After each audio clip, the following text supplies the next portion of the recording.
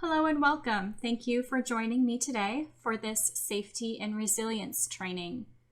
My name is Hannah Neal, and I am the program coordinator for Prevent Suicide Today and Mindful Self-Compassion programs at Chatham County Safety Net Planning Council. I am also a volunteer crisis counselor through the crisis text line and have my master's degree in social work. And I'm here today to focus on suicide prevention using a public health approach. We at Prevent Suicide Today have been working in Chatham County, Georgia since 2017 in partnership with the Savannah-Chatham Public School System, Gateway Community Service Board, and other diverse community partners. Together, we are implementing evidence-based trainings, including applied suicide intervention skills training, or ASSIST, which you may have taken before, Safe Talk, Suicide Talk, Question, Persuade, Refer, or QPR training, as well as workshops in mindfulness and in self-compassion.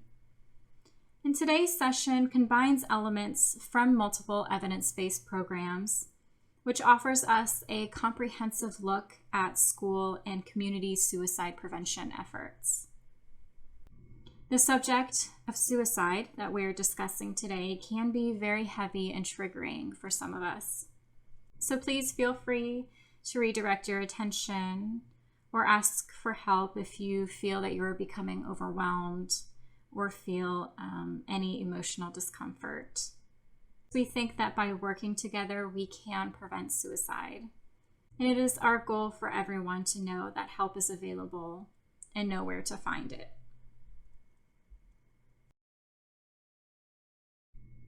We hope that through today's session, you will recognize the need for suicide prevention and resilience, describe the public health parable, build an understanding of mindful self-compassion, learn how to take the first steps to help a person at risk for suicide, and finally contribute to safety and well-being in the community.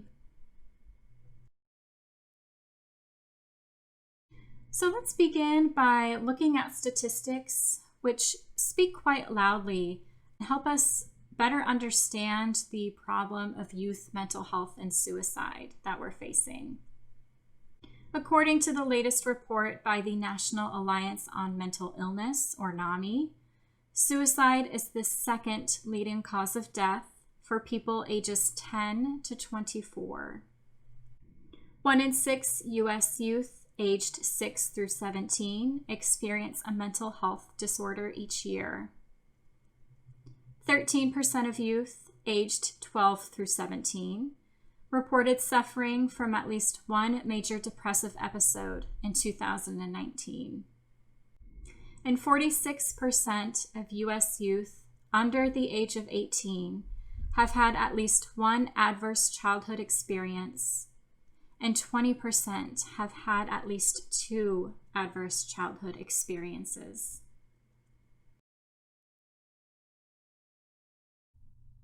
The likelihood of one of us encountering a suicidal person is real. Few events are more painful or potentially disruptive than the suicide of a loved one. There is evidence that suicide is preventable in many cases, though. Appropriate and timely prevention, intervention, and postvention helps the community maintain control in a crisis and may help prevent a suicide contagion. In the classic public health parable, a witness sees a child caught in a river current. The witness saves the child only to be drawn to the rescue of more drowning children. After many children have been rescued, the witness walks upstream to investigate why so many children have fallen into the river. This story illustrates the tension between public health's protection mandates to respond to emergencies, like helping people caught in the current, and its prevention and promotion mandates, like stopping people from falling into the river. Evidence is mounting, though, that an upstream approach to health will actually benefit everyone. And the goals of prevention, or an upstream approach, in suicide response includes having the person stay healthy and well, helping people deal with life, preventing elements leading to suicidal thoughts, teaching tools for coping, and recognizing signs of self-destruction before they turn into suicidal thoughts.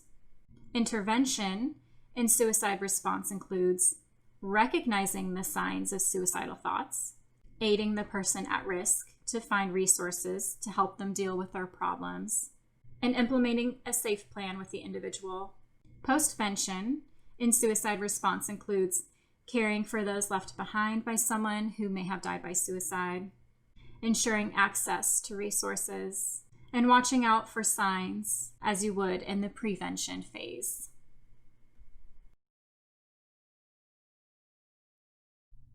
So now let's explore how using mindfulness and self-compassion as an upstream approach to suicide prevention may be beneficial for creating a suicide-safer community. The benefits of mindfulness and self-compassion are both well-established and wide-ranging. Studies on subjects ranging from students all the way to Marines have found that practicing mindfulness reduces stress and leads to higher levels of well-being. The researchers found that people with higher mindfulness skills have greater resilience, thereby increasing their life satisfaction. Studies also show that self-compassion may protect against suicidal behavior due to reduced depressive symptoms and heightened engagement in wellness behaviors. Individual and campus-wide strategies promoting self-compassion and wellness behaviors may reduce suicide risk on school campuses.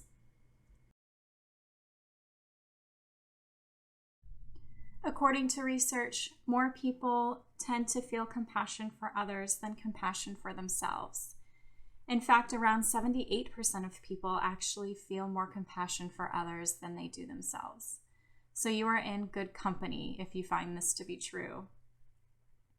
Self-compassion and compassion have different relations to a person's well-being too. People who practice self-compassion generally have fewer depressive symptoms, less negative emotions, and more positive emotions like curiosity, life satisfaction, and happiness.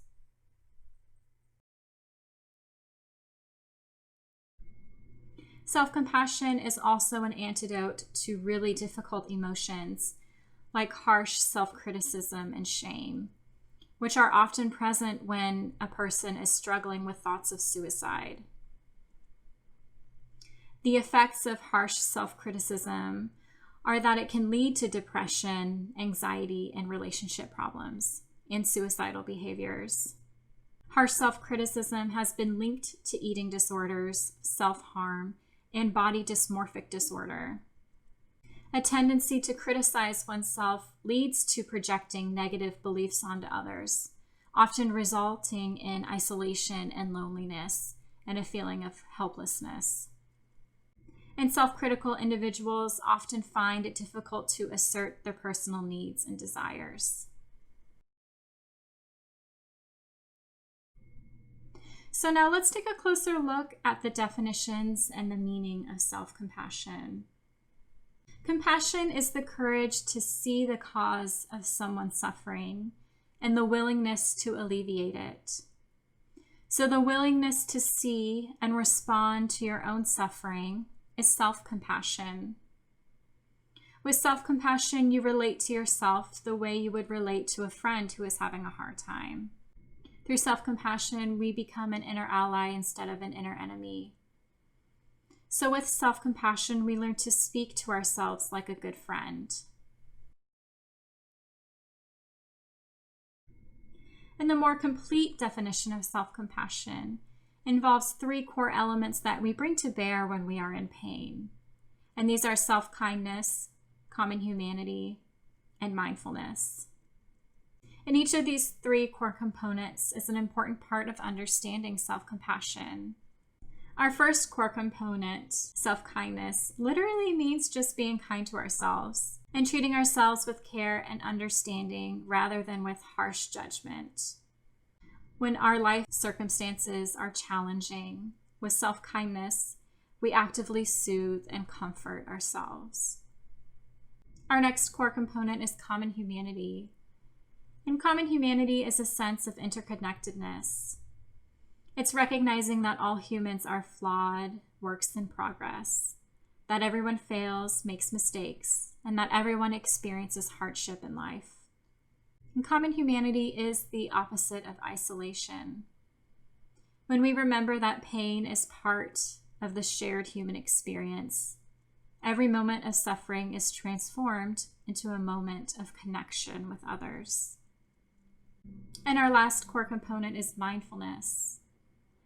And mindfulness involves being aware of our moment-to-moment experience in a clear and balanced manner. It means being open to the present moment, allowing all of our thoughts, emotions, and sensations to enter into our awareness without resistance and without avoidance. Mindfulness allows us to be with painful feelings as they are, without suppressing or becoming absorbed by them. You can think of self-compassion as a connected, loving presence. Connected being common humanity, loving being self-kindness, and presence being mindfulness.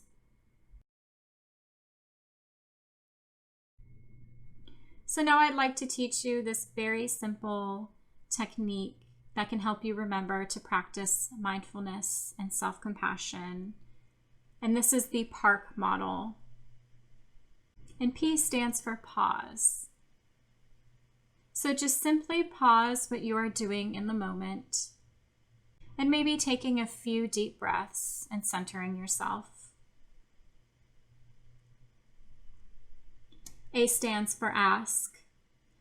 So now ask yourself, what do I need right now?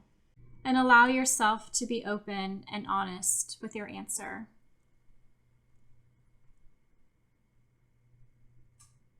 R stands for recognize. So notice any present sensations in your body. If you feel any tension or ache or discomfort. Identify any emotions you may be having, like anger, sadness, tiredness. And observe your thoughts and how they move through your mind. And K stands for kindly respond. So kindly respond to your needs by comforting your physical body or soothing your emotional body, maybe validating your feelings. Maybe you found you need to protect yourself from harm, motivate yourself, or provide for yourself in this moment. And this simple PARC model is just a really great exercise to check in with yourself and give yourself a moment to respond to your needs. So now let's move down the river and discuss the intervention strategies that can be used with a person who already has thoughts of suicide. Let's talk about suicide risk factors. So there is no one reason why people become suicidal. People become vulnerable to suicide really due to a combination of biological, social, and historical risk factors. And risk factors are characteristics or conditions that really increase the chance that a person may attempt suicide. People may experience painful, disturbing, or traumatic events that overwhelm the coping mechanisms they have developed.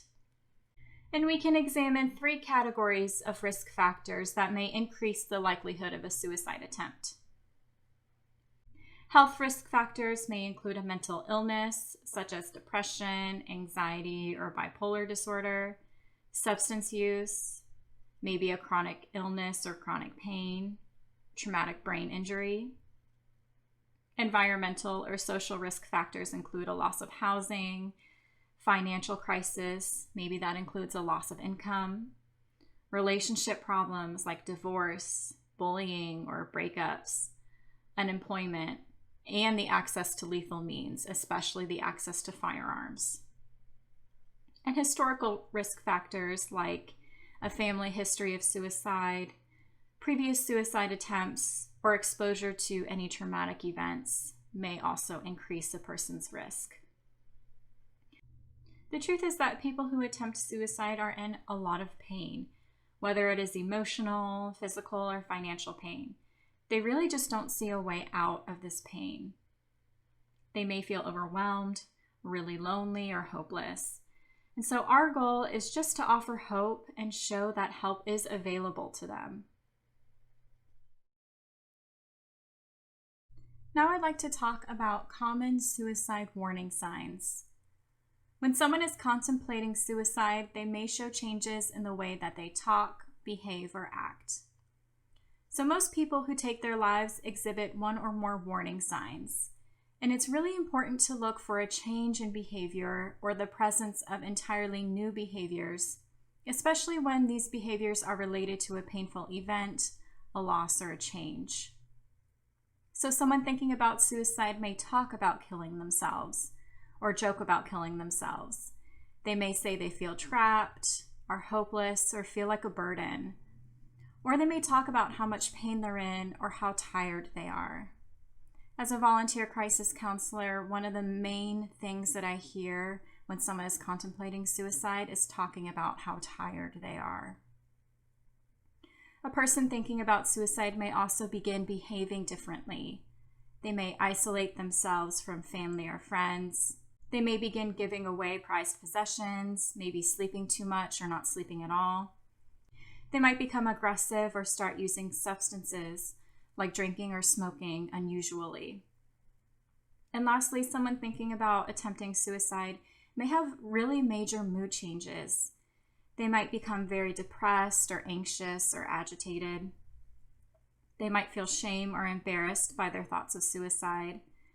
And on the other hand, they might abruptly start acting happier or more relieved. It's important for all of us to be aware of these common suicide warning signs to be able to intervene before somebody makes an attempt.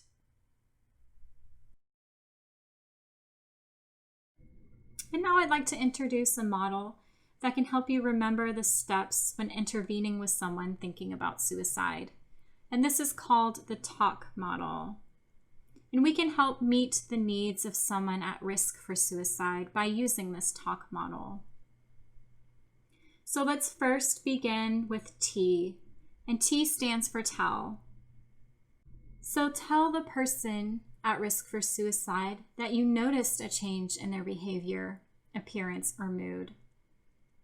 Let them know that they can talk to you openly. And remember that your reactions and attitude can influence the intervention. So be patient, persistent, and respectful.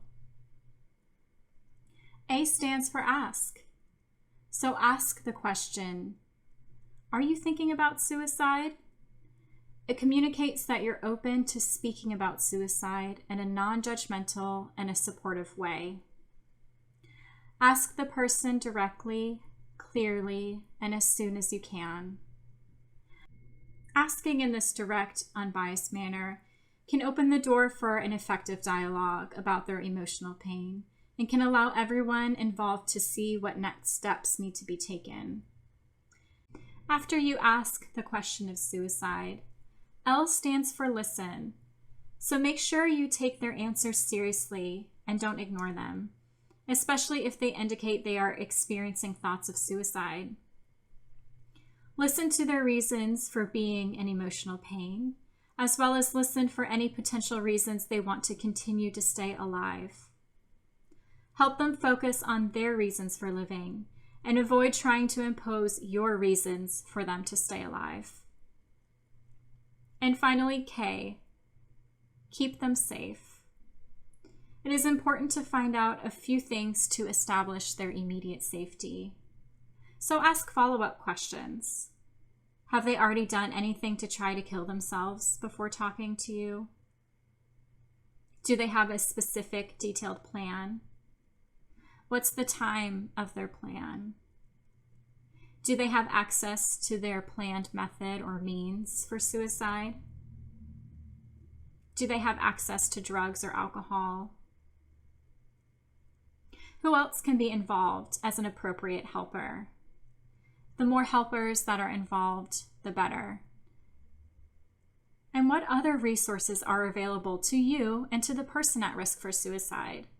And can you help connect this person at risk for suicide to additional support and resources if you are unable to keep them safe?